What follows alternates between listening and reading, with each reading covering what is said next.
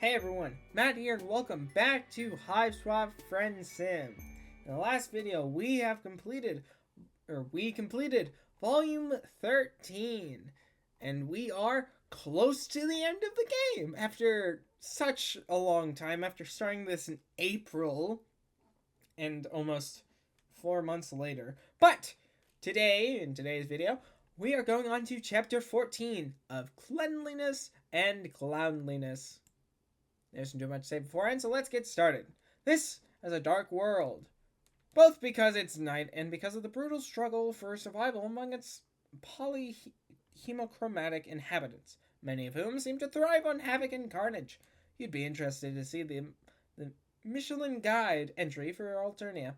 You're convinced that after a day here, Anne Rand would sign up for the Little Sisters of the Poor. Genghis Khan and Attila the Hun would join the Quakers, and Adolf Hitler would seek membership in the World Peace Council. Phew, Godwin's Law alert. Feeling a little dramatic tonight. Marsti, Howtek, and Karako Periot. Let's go, Marsti. Despite a certain sense of pervading existential gloom that you haven't managed to shake even after communing with a possible oracle/secret agent, you are feeling pretty alright.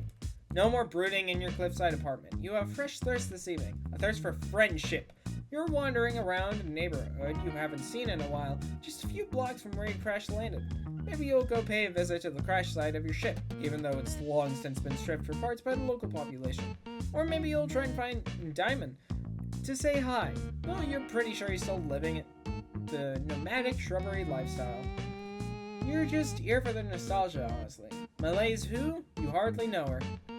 Just then, from across the street, echo two voices raised in argument. Well, one is soft murmuring and one is loud and honky. A rust-blood girl and purple-blood guy are squared off in front of a patch of graffiti that blooms over the bricks like moss. The girl appears to be in the process of scrubbing it away. There's a mop bucket and a collection of sponges next to her.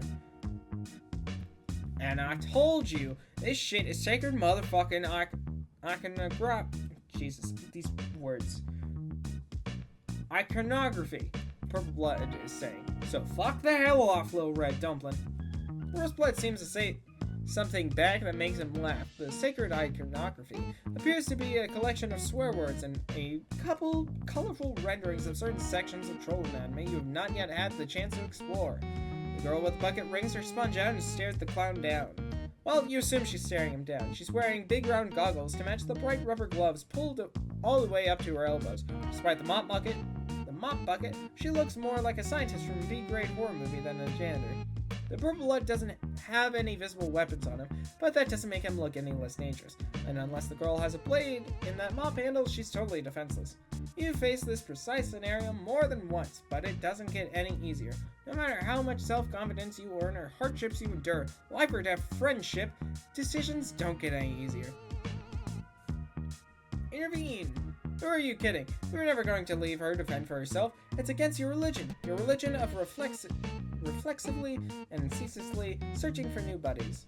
You aren't making excuses for it anymore. You've decided to take what Boulder said to heart and just resign yourself to your fate. Well, that isn't exactly what she said, but a lot of it was confusing and spooky. You were half convinced she was just doing it for the mysterious aesthetic. You stride confidently toward the altercation, calling out a challenge to the rogue clown. Nobody messes with those less fortunate while you are on the case. And since it's been so resoundingly too long since you've had a truly ironic and hilarious twist of fate befall you, as soon as you step up onto the sidewalk, the purple-blood's fist connects with your head, and your head connects with the concrete. Clock. So don't do that. Got it. Mind your own business for once in your life. Listen, you aren't the goddamn alien special forces. You aren't the friendship police. You can't afford to insert yourself into the middle of every single altercation in hopes that the drunken gamble of destiny will offer you up new and greater connections onto your sore, tired ass. You aren't made of goodwill alone. Everyone needs breaks, man.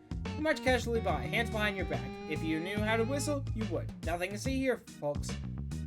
Feet smack the ground behind you and the girl runs by, surprisingly spry in the rubber boots. Not spry enough, apparently, because the high blood is hot on her heels. Nope, not helping. Definitely not. Don't get involved. Don't get involved. You already made your choice. You are not getting involved. At the last moment, you stick out one of your famous legs and the clown goes flying. He hits the pavement hard, nose first. Son of a bitch. There you went and got involved. The high blood might be kissing concrete, but he won't be for very long. It's tough to kill a clown. You take this opportunity to get the fuck out. Damn, you don't know anybody around you. Maybe you can run back to your stolen vehicle before... Hands grab you by the back of your hoodie, hauling you around the corner and into the shadows of an alleyway. Shit, the clown must have friends. Those friends must have circled around behind you. You open your mouth to scream, not because you think anyone is going to help you, but just because you might as well. If you can't go out fighting, might as well go out making as much noise and being obnoxious as possible. A rubber glove hand slaps over your mouth before you get out more than a squeak. You taste soap. Chill. Stop struggling. It's the Rust Blood Girl. She's taken the time you'd bought her and cashed it in to take refuge in an alleyway. The two of you hold still as the purple blood storms by, stopping and cursing and bleeding from a gash across his forehead. Ha! You did that. Your leg did that. You'll never get over the rush you receive from doing something cool and competent. Marsti holds on to you until the sound of his footsteps fade. You feel her heartbeat hammering against your back. She lets you go and slides away to the other side of the alleyway, as if an apology for being so close to you before. Her boots squeak. You take a few steps nearer so you don't have to shout to be heard. You thank her for helping. You're both just all about helping, apparently. You decide not to mention the part where you tried very hard to not get involved. Yeah, you didn't have to do that. Actually, you shouldn't have. I'm perfectly capable of tripping my own clowns. You tell her you have no doubt that's true.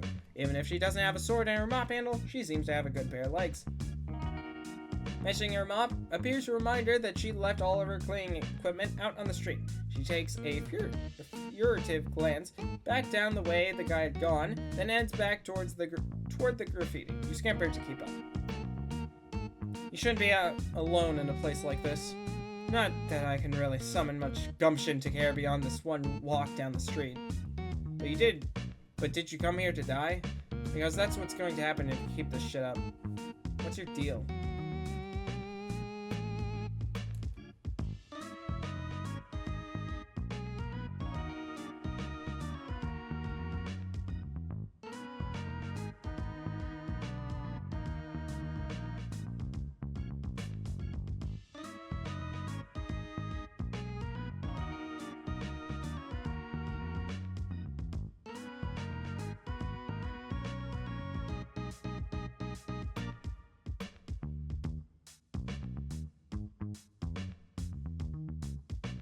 You don't know about your deal.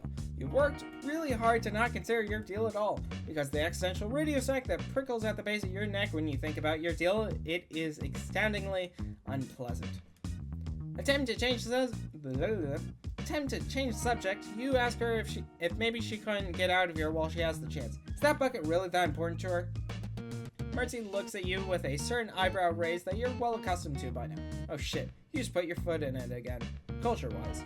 You wish you could find a book with a crash course on Alternia, or at least a decent Wikipedia article, but it's not like there's any helpful Earth Guide for Idiots. At least, you've never heard of one.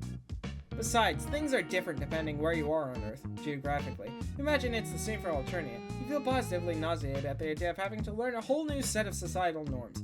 You'll just stay in this particular city and thank you very much. Do I care about my bucket? It's kind of a weird way to phrase it. I care about it as much as the next person who doesn't want to get cold. Also, scourge rays don't grow on coniferous fauna. She tosses the discarded sponges back into the bucket. You bend down to help, but she stops you with a sardonic glance. Most of her glances are sardonic, but this one especially so. She goes back to work on the graffiti. If you're going to hang around, you could make yourself less useless. Watch and make sure that high blood doesn't come back. Oh yeah, for sure, you can totally do that. Of course, you won't be able to actually do anything if he comes back. Where's Romelli when you need her? Maybe you could use your own limp corpse to slow the clown down. Not that you know Marsti well enough yet to love the idea of sacrificing yourself for her. Man, character development is great. Not immediately going to your death is great.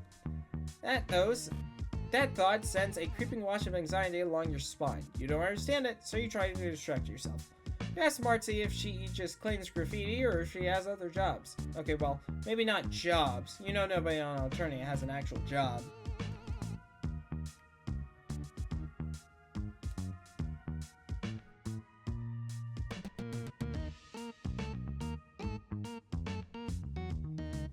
Whatever I'm feeling, mostly. Today I was feeling getting rid of this incredibly ugly piece of shit drawing. Tomorrow I might feel dirty. I might be feeling dirty front doormats. Depends on my mood. Yeah, you def get that. You are also a person of miracle. Jesus.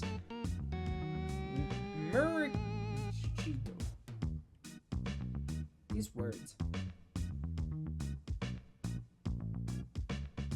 Mercular. Jesus.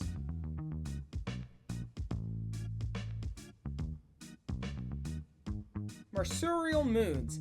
Do you seek out new friends tonight, or go to one of your standby pals? Sometimes the universe just sweeps in and decides for you.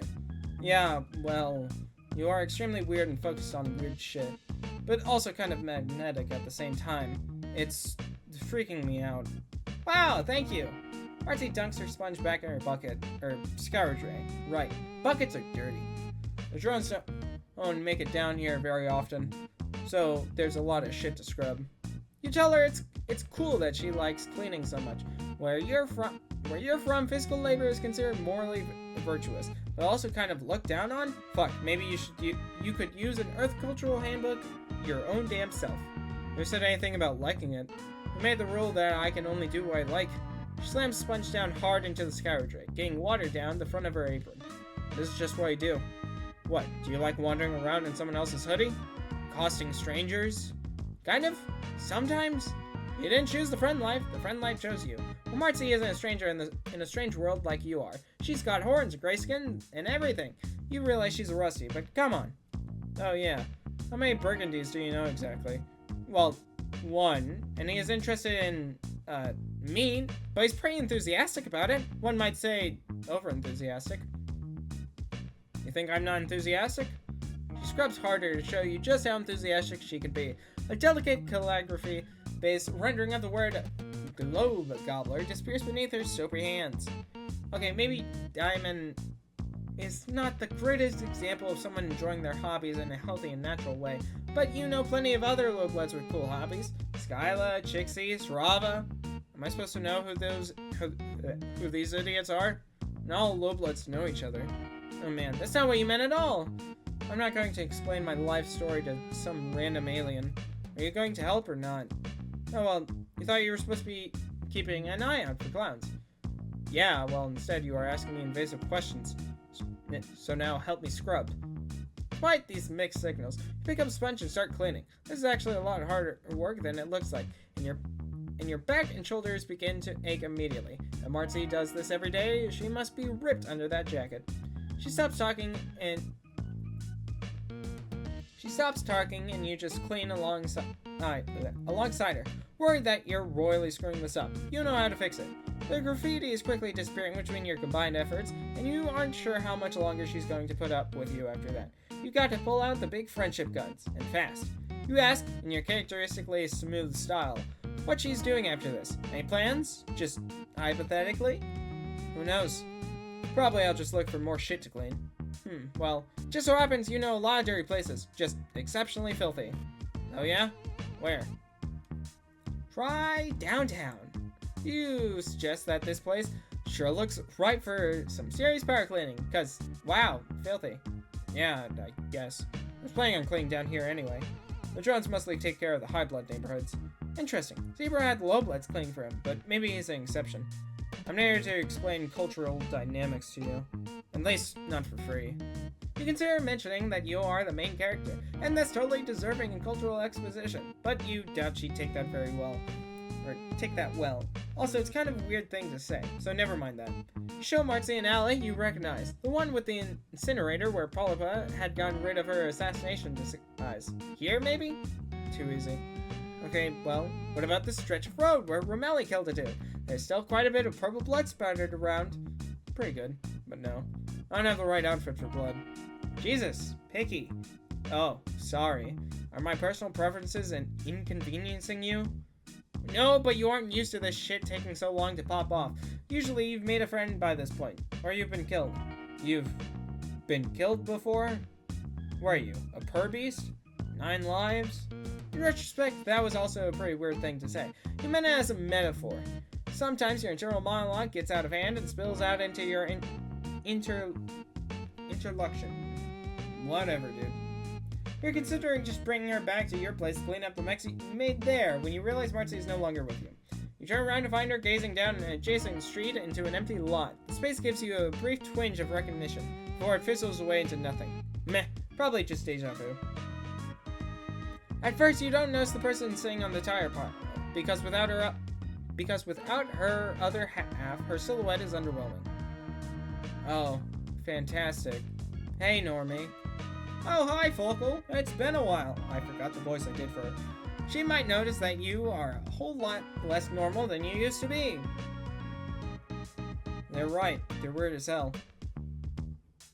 Hey, you are also like 80% more confident than you used to be. You don't back down from insults. Perhaps Marsti is the one who's weird, because she's the one who's so fucking into cleaning up after people. That's really strange. Hey, that's a little judgy. Yeah, for real. Oh, you had been expecting Focal to join you in mocking Marsti. You didn't want to be too mean or anything. You are just really sick of having your intelligence insulted concerning stuff you absolutely could have no way of knowing about.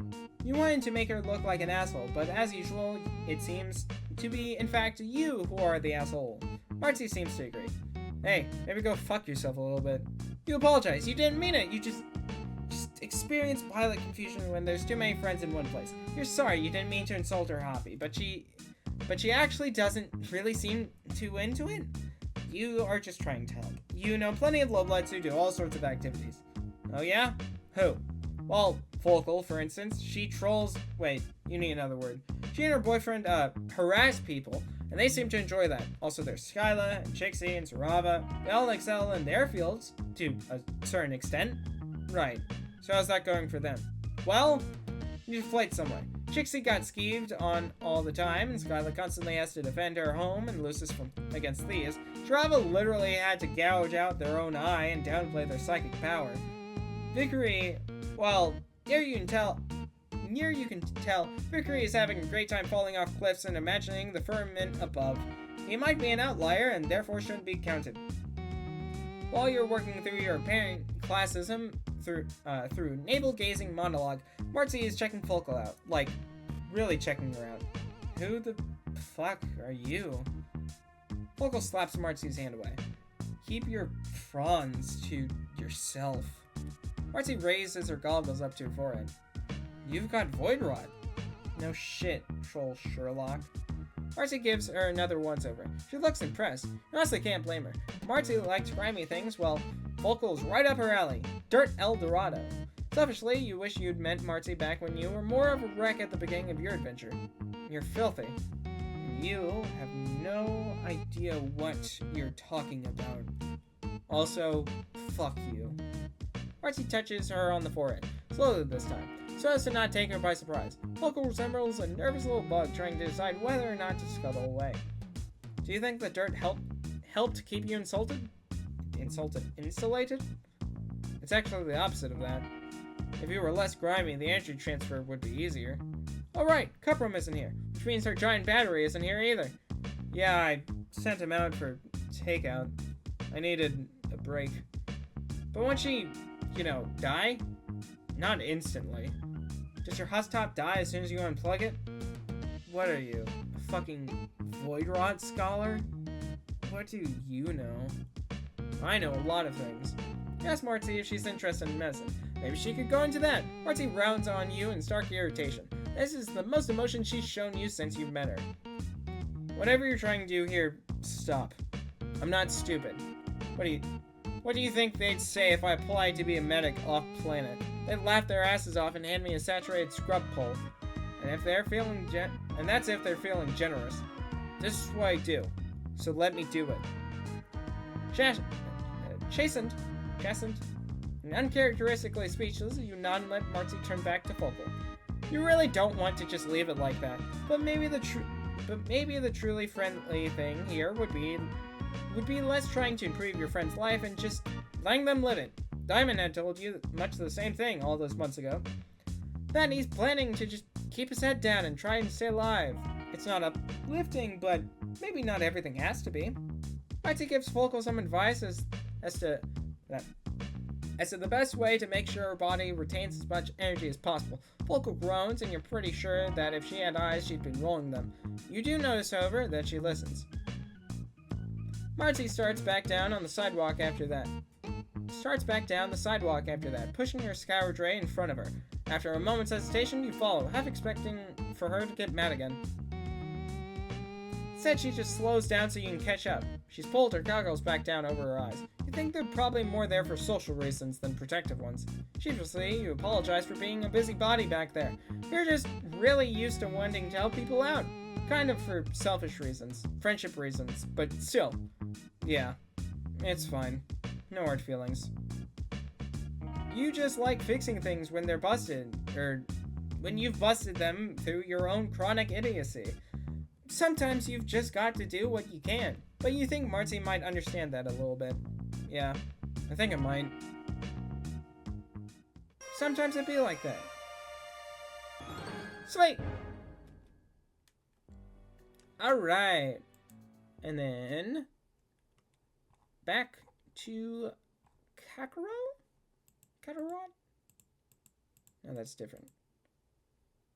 Karako! Periot. Having learned the dangers of using the public thoroughfares, you have taken to dodging down byways and skulking in rear areas, trying to spy out individuals who look ripe for friendship while avoiding the more grimly insane denizens. Just now, you're following a winding footpath through the undergrowth surrounding a neighborhood where the local hives are spaced far apart. You came creeping along this footpath for safety. You should have known better. The undergrowth here is like most of the other life forms on Alternia, evolved to ruthlessly purge the gene pool of the weak and the reasonable.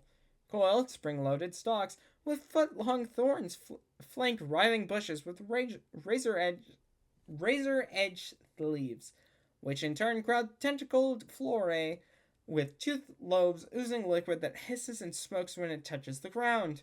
Extreme caution is needed, just as it's needed in every circumstance on this planet. While your time on Alternia has gotten you accustomed to injuries, you still shrink from being impaled on sprung thorns and dissolved in acid. You should have known that eventually you would have come up against the local flora, so you proceed discreetly, avoiding poison fronds and trying not to step on trigger roots. But suddenly, your vegetative focus is interrupted. Your footsteps on the path, and then around the corner comes a small figure. Its face and horns are painted with smudged black and white marks. Despite its diminutive physique, it has some of the most impressive horns you've seen on any troll. Then the small figure sees you too, and is so startled it jumps a foot, impaling its horns in an overhanging tree branch and sticking there so that small legs pump helplessly in the air. Honk! You beg the small person's pardon and assure him that you were fully as startled as he. You go on to explain that you are not dangerous, but that even if you were, you would not want to come to strife with even a small person with horns of that size. Honk! Yes, you will be happy to help him down as long as he promises not to attack you with that many-bladed weapons that are stuffed into his belt, or with the dozen cans of inexpensive soft drink held in bandoliers crossing his chest. It strikes you suddenly that a neighborly gesture, like helping someone whose horns are stuck in a tree branch, can scarcely fail to kindle the light of friendship. You dare to hope that this will be the case now. Edging forward, you get close enough to see that around the small clown's neck hangs a dog tag, or ID necklace. You tilt your head and crane your neck to read the writing on it. Kekero Parrot. If lost, called Bronya Yursama. Suddenly, this all makes sense.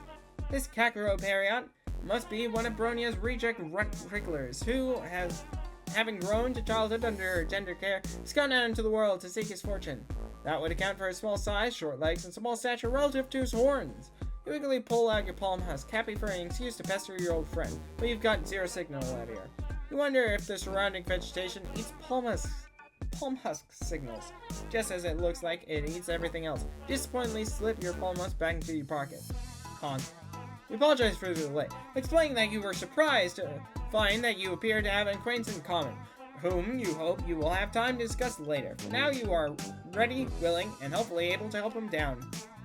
We hope you won't be offended if you slip behind him first. It's not that you object to blade weapons or those who stuff dozens of them in their belt, but you feel that the ones he's wearing could ruin your look if buried in your torso, however unintentionally.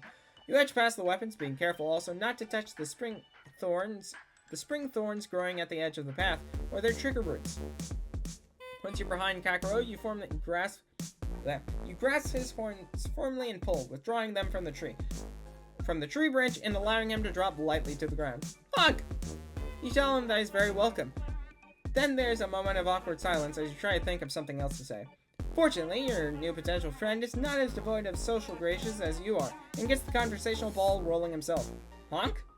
You explain that you are indeed a stranger in these parts, and that you actually don't fit into any of the hemo spectrum categories. Wild, right?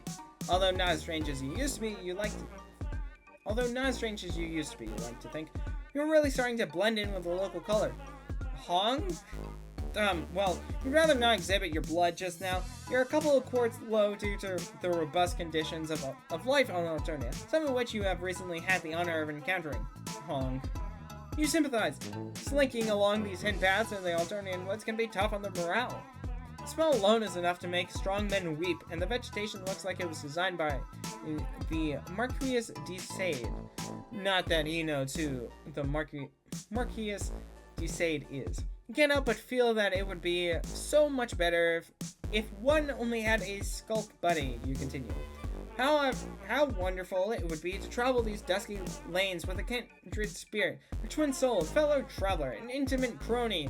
You're such an expert on friend synonyms by now. Honk? No, you haven't met anyone like that either, but you would certainly like to. Your new potential friend is obviously thinking seriously about this issue, so you back off. Give him space. You pretend to be deeply immersed in studying one of the razor-sharp leaves on one of the writhing bushes besides the path.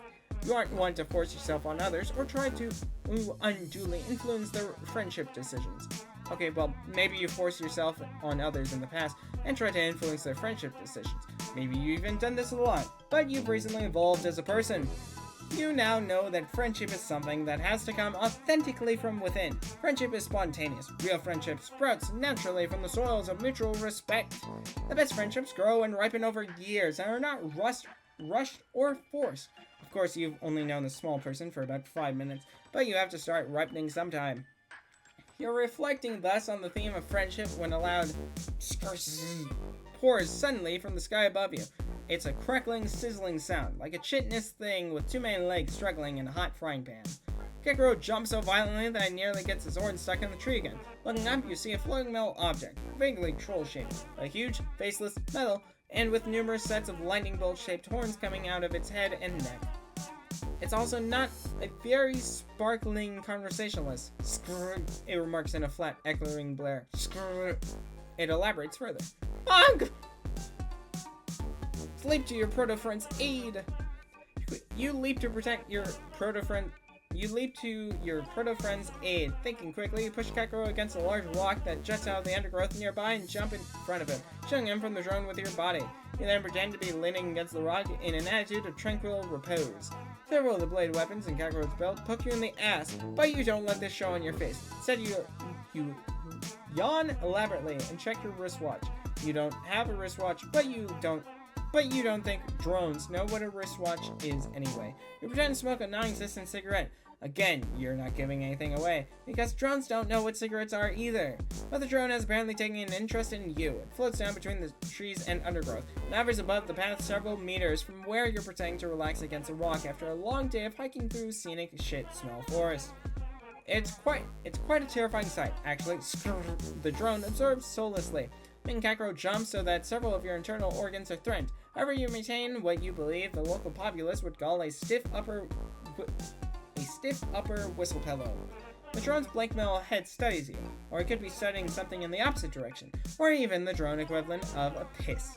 You can't really tell from its expression because it has no features to make expressions with. The examination or non-examination continues for some time.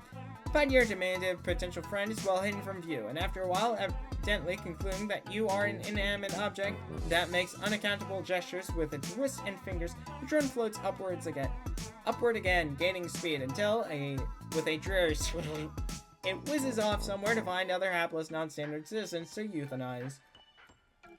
When it's gone by, you stand away from the rock and rub several sore places that have been pierced by bladed weapons. You turn to Karako to comment on the recent fervor, but stop when you see the look he is directing at you. A warm and admiring look, an affectionate and seeming look, a look of friendship. Your first impulse is to throw your arms around him and lean in. On second thought, remembering his pants arsenal, you put out your hand for a warm handshake. Victory so close! Before you can seal the deal in this sweet friendship transaction, you hear a disturbance further down the path. God, can't the narrative chill for one single moment? Especially a moment when you're about to consummate a beautiful friendship? Turn to look. The footsteps, several sets of them, get nearer, and around the bend come three figures. Three figures wearing swimming outfits, lots of culturally and insouciant expressions. Three figures with gills on their necks and small stylized fins on their face. Oh man, is it possible that you finally happened upon a group of the legendary sea dwellers?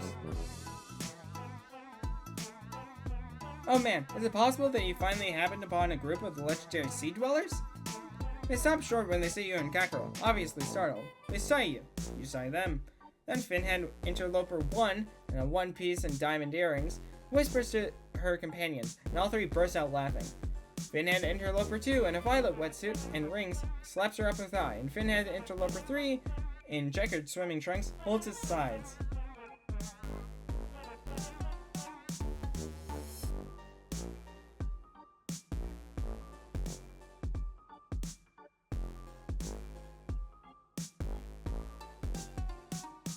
Our viewers will leave. Laughter drives out the devil. It's the best medicine, and in any event is better than homicidal mania. On the other hand, this laughter isn't friendly. It's cold, mocking, and supercilious. These sea dwellers are obviously laughing at you, not with you. You notice Kakaro's cheeks flushing purple under his face paint, and his jaws clenching. However, he just stares with stony dignity at the interlopers. This just makes them laugh harder. The first sea dweller says, "What are you two supposed to be? Shrimp Cassidy and the Swamus kid?" says her second companion. "A cull-bait minnow and his mutated soft-shell crab," says her third. Looks like the minimal one went down on the clown, causing it to spurt out the other one. Sea dwellers' laughter is redoubled. You continue expressionless at these insults, but to your dismay, Kakaro's face is taking on a harsh, glowering look. He goes that such a tiny dude has probably been victimized by bullies his whole life, and as you happen to know, there are no bullies like Alternian bullies. Honk. You tell him to let them talk all the shit they want. Don't let them provoke him. They're trying to get him to do something stupid. If he doesn't react, they'll get bored and go away. Honk! No! Remember the drone. It's probably still around here somewhere. Touch a scale on their heads and you could be rendered into mother grub feedstock. Hey, bottom feeders, no whispering when you're in the presence of your bathers. And you, little boy, put a respectful expression on your recognition surface. Be more like your friend, the slender manatee over there. In fact, why is it you two are still perpendicular? In the presence of sea dwellers, you should be bowed to the right anglers. The first sea dweller seems to have an affinity for cheesy ocean puns. You bow to the sea dwellers. You have your dignity, but you also like not getting killed. Karako remains stubbornly upright, his face getting angrier and purpler by the moment. The blade weapons in his belt jingle from his enraged trembling. Oh, see the little clownfish. He's getting angry. Looks like he's gonna shit his pants. What did I tell you about your face, boy? Didn't your Lucis teach you anything? I doubt he even has a Lucis. Self-respecting Lucis would never let a shrimp like that out of the hive, unless his Lucis is just as effective. The Lucis cracks are too much for Karako. Ignoring your hiss warnings, he suddenly leaps startling into the air, draws bladed weapons from his belt in each hand, and hurls towards the sea dweller. Honk! Honk! Leap into the fray and lend comfort and support. You leap into the fray to lend comfort and support. You would have counseled Karako to turn the other cheek and keep turning cheek after cheek until the sea dwellers got fed up and went away. But now things have pounded up. You're not about to let down the side. Jesus. Karako crashes into the sea dwellers, his blade weapons whirling like a blender. You scamper close behind him and kick someone in the shin. It hurts your foot, but doesn't seem to have any other effect. These sea dwellers are made of tough stuff, or you're extremely flimsy. Signs have recently pointed to the latter. Your next sortie is more effective, however. Think quickly, you pick up a rock and throw it at the trigger root of the spring thorn growing along the path next to where the violet bloods are enduring Hurricane Clown. The coiled stalk springs out, impaling the dude with 1,000-foot-long thorns.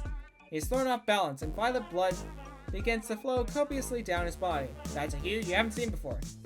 Kinda pretty. But they sea dwellers are made of tough stuff. He yanks the spring thorn stalk away from him, pulling the thorns out, and flings it into the woods. Then he takes out a pocket handkerchief and starts patting his injuries gently. Meanwhile, Kakaro's bladed weapons have not been idle, and the other two sea dwellers are likewise leaking violet blood.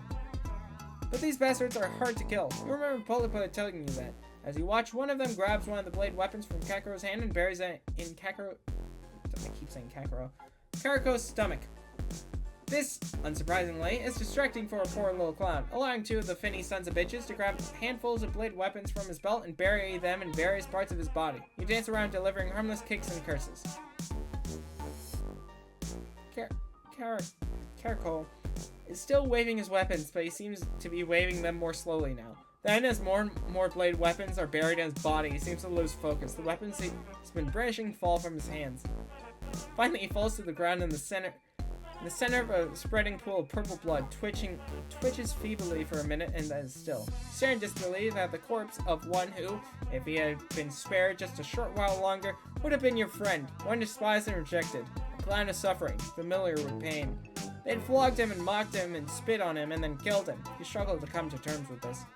While you're doing that, one of the remaining sea dwellers grabs you by the hair and suplexes you onto the ground. Your head snaps back and pain explodes behind your eyes. You are left lying on your back and try to stay conscious, which is why you have a good view of what happens next. In the dark sky above you, something opens, something even darker than the sky. A hole, like a cave in the clouds.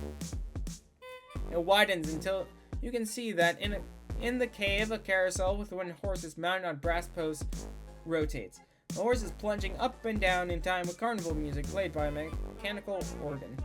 Riding the horses are naked store window mannequins.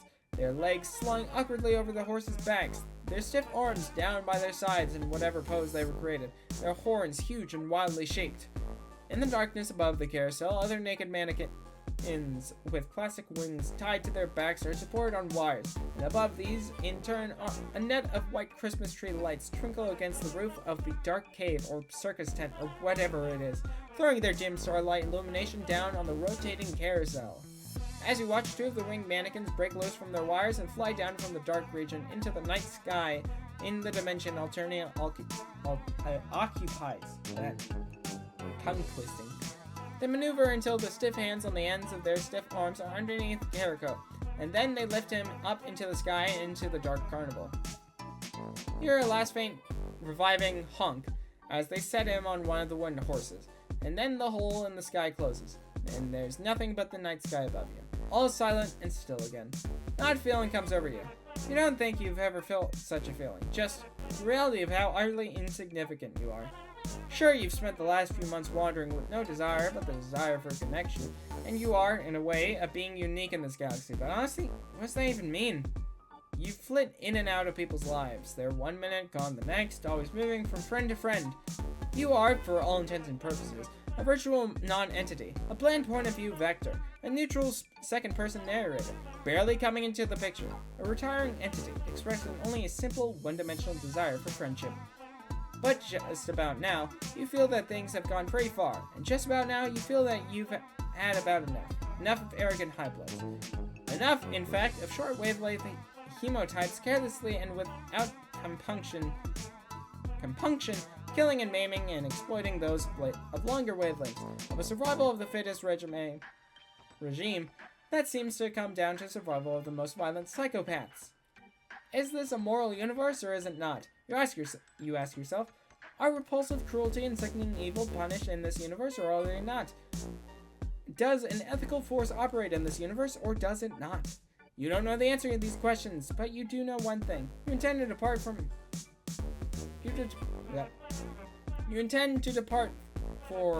once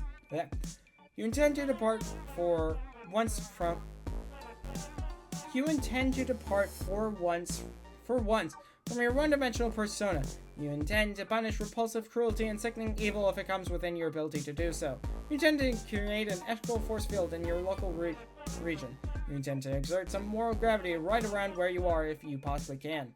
You realize that this odd feeling you are having seems to be drawing moral Higgs bosons out of the moral ground state, and right out of the fabric of this multicolored, blood-soaked planet that heaves under your feet.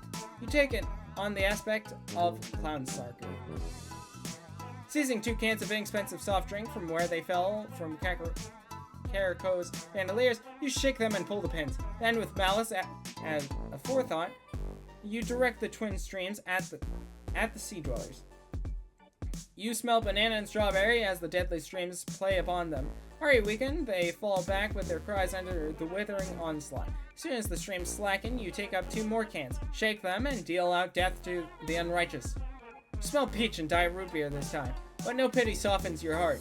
You wouldn't care even if it were pineapple watermelon you were spraying on these brutes.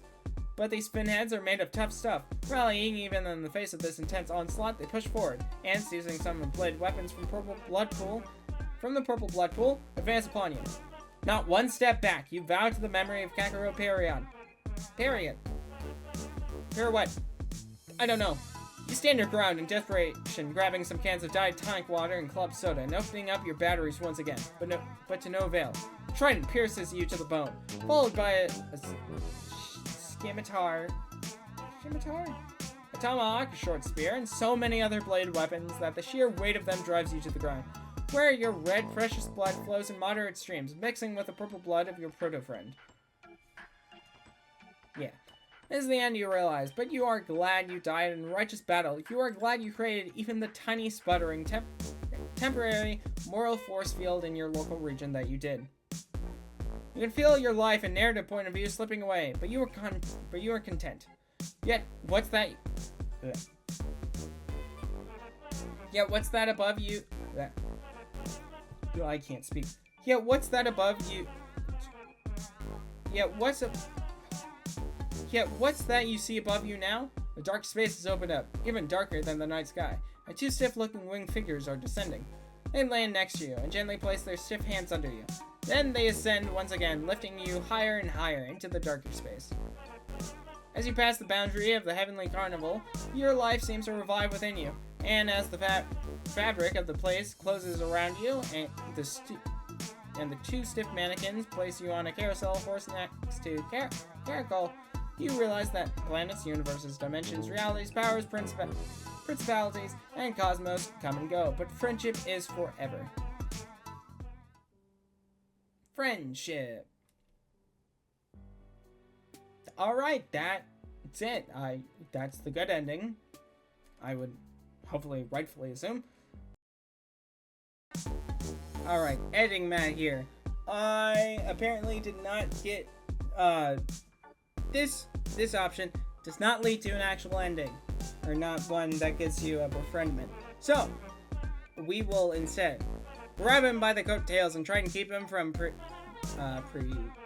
participating in a disaster. Precipitating a disaster. You leap forward and grab Karako by the coattails, or by his belt. You aren't actually sure what a coattail is. Jesus, he's strong. You can barely hold him. It's like trying to restrain a small truck. His legs rotate wildly, kicking up a cloud of dust, and he brandishes his bladed weapons wildly in the direction of the sea dwellers. After a startled moment in which they jump backward, the sea dwellers have started to laugh again, coming up with more stupid insults and fish puns. This is not helping. Karako, runs twice as hard, honks twice as loud, shakes his weapons twice as threateningly. Hey, hey, you shout at Karako. Karako, yeah. Trying to be heard above the fracas, holding on with all your might and digging in your heels. You have half a mind to just let him go, to pay the sea dwellers back for their insults, but you try to keep a cool head. You're doing your proto-friend much more good trying to restrain his wrath. You've now succeeded in wrapping your arms all the way around him. And now you get in front of him, holding him back with straight arms, bellowing soothingly into his face, and trying to avoid the blade weapons he is brandishing. But it's not working! You can see from the contoured features, the bare teeth, the descended nostrils with smoke coming out, the blazing eyes, that Karako is getting more and more enraged. And suddenly his rage seems to reach a kindling point. His body vibrates violently, his eyes grow huge and round. And suddenly from his body, something like a nuclear blast pressure wave of fear and violence sends you flying through the air like a scrap of paper in a gale. What the fuck? Are you hallucinating? But you can see as you soar up above the path that the sea dwellers aren't laughing anymore. In fact, they're screaming in terror and fleeing wildly, blundering into razor leaves, being impaled by spring thorns and burned by pod acid, generally receiving the stern retribution that awaits assholes. Then your head collides with a tree branch, and you're rendered unable to narrate for a while.